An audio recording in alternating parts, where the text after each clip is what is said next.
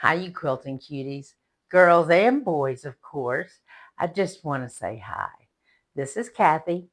I'm here to talk about Elmer School Glue as a quilt basting product. Many people have questioned me on this, so I'm finally here to baste this quilt. And today we're going to talk about ironing that quilt. Back, that is. Hopefully your top has been pressed. But why would you press your back? Because it has those folding wrinkles that come from the factory and how it was wrapped on the bolts.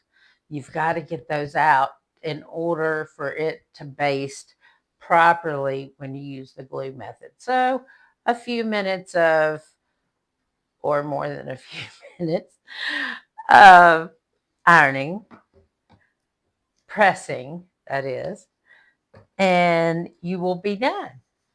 So let's activate this iron. This is my big iron that I only use for quilt backs, really, because it's the only one that does a great job on it consistently on these hard to do folds. I don't know if you can see those. You should be able to.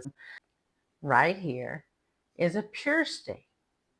Other iron that I have and use regularly is, I'm sorry, the cord's stuck in something over there. This Oliso, and it is the M3 Pro Project Iron. So the last thing you're going to need is some kind of water. You can use a spray bottle. I recently upgraded to a spritzer. Just lightly spritz your folds there, and if our iron is warm, we can just run right across here. And most of these will go away, but the reason I use the big iron is because I keep steam in this big iron. I don't keep steam in the little iron at all. I only spritz if I need something extra, but usually with quilt blocks, I find that I don't. Or pressing the back of a quilt, usually I don't. Sometimes I use some best press when I'm quilting the back, pressing the back of a quilt to get everything to behave instead of starch, because starch leaves some residue back there, which won't hurt the quilt at all. You're going to quilt it in there, but that residue is just more you got to quilt through. So you can see I went over it once pretty quick, and now I'm going over it real slow to make sure all that water that we just put in is dry and all the wrinkles are gone. And look, guys, 2 passes and our wrinkles are gone there. So let's get this down here. I can put this one here. And this is what you do. You go down one side and then you go down the other. You turn it around and go down the other. I've got a puddle back here if you can see it. I was going to pick it up without spritzing.